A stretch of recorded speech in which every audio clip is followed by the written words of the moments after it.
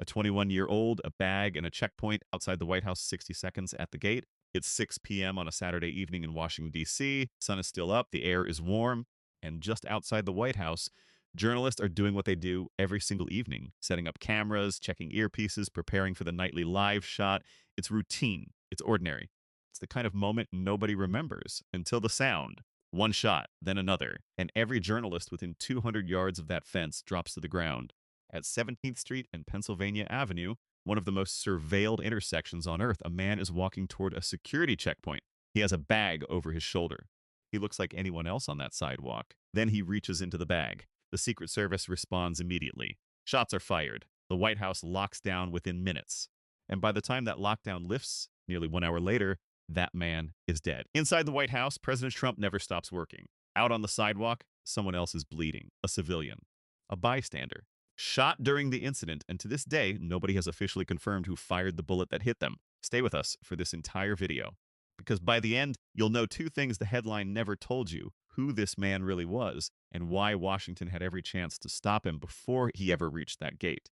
If cases like this are why you're here, subscribe right now. What comes next is the part that didn't make the morning news.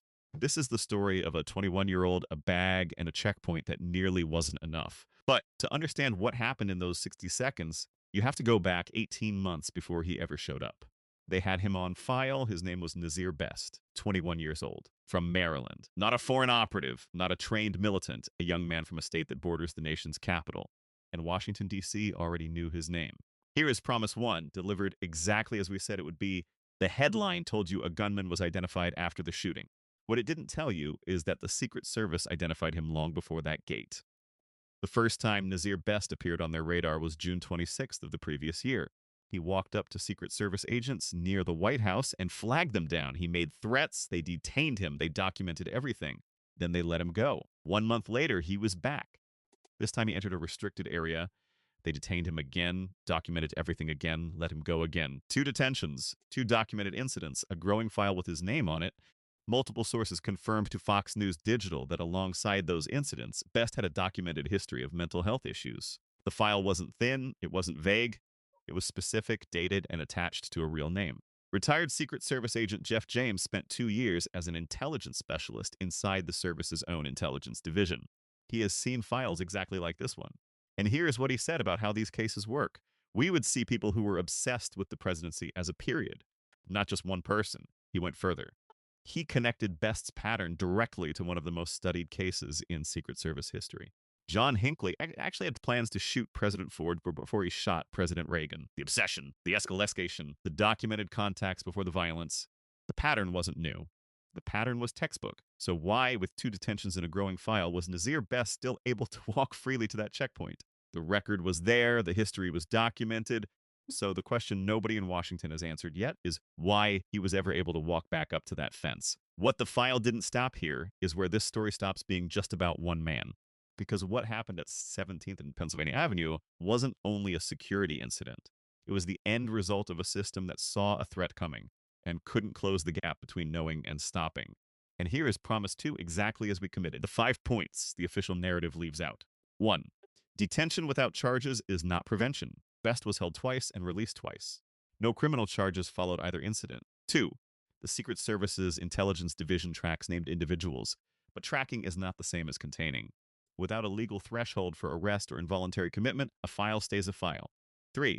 Mental health history was documented, but documentation without intervention is just paperwork with a timestamp. 4. The gap between his second detention and the shooting was nearly 10 months.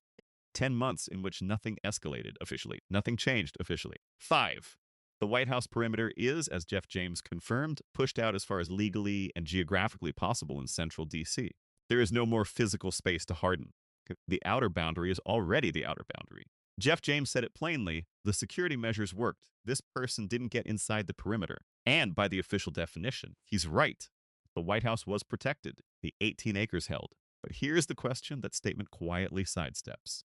The system that protected the building had 2 documented interactions with Nazir Best before Saturday evening. It logged him, it flagged him, it released him. Was the perimeter designed to stop him? Or did it just get lucky?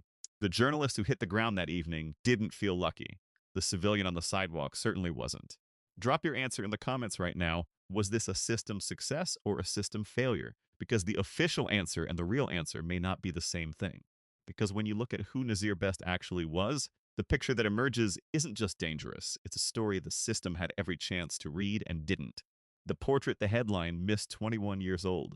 Let that number sit for a second. Nazir Best was 21 years old when he walked up to that checkpoint. He was the same age as millions of people watching this video right now. He grew up in Maryland, 20, maybe 30 miles from the fence he died beside. He wasn't a ghost. He wasn't invisible. He was a documented person inside a documented system with a documented history. And somewhere between his second detentions and that Saturday evening, something broke or nothing did. And that's the more troubling answer. We know his mental health issues were on file. We don't know whether anyone followed up. We don't know whether any intervention was offered, attempted, or declined. The official record shows 2 detentions and a release. What happened in the months between those releases and the shooting? That record is silent. President Trump posted on Truth Social after the incident. He called Best a person with a, and we quote directly, violent history and possible obsession with our country's most cherished structure. Read that word again. Possible. Even in the presidential response, the most official statement of the evening, certainty was absent. If you believe the full story matters, not just the official version, this channel is where that work gets done. Subscribe now. We don't let these cases disappear. Jeff James said obsessive behavior toward the presidency isn't new. It isn't rare. It stretches back decades. It follows a pattern that trained intelligence specialists recognize immediately. The pattern was there. The file was there. The history was there. 2 detentions, 0 charges. One question, whose call was that, and should they answer for it? The Secret Service called it a success. The perimeter held. But one person standing on that sidewalk that evening still doesn't have an answer. The name nobody said go back through every official statement from that evening. Read the Secret Service spokesperson. Read Trump's Truth Social post. Read the expert analysis from one of the service's own former intelligence specialists. Count how many times the bystander is mentioned. Once, in a single sentence. And then the story moves on. Somewhere in a Washington, D.C. hospital, that Saturday night, a civilian was being treated for a gunshot wound. They were on a public sidewalk. They were not a threat. They were not a target. They were just there, and they got shot, and nobody in the official narrative stopped long enough to say their name. We don't know if they were hit by Nazir Best's weapon or by Secret Service crossfire. That has never been officially confirmed. We don't know their condition. We don't know whether they've spoken publicly. We don't know whether anyone is answering for what happened to them. The perimeter held. The institution was protected. But the perimeter doesn't extend to the sidewalk.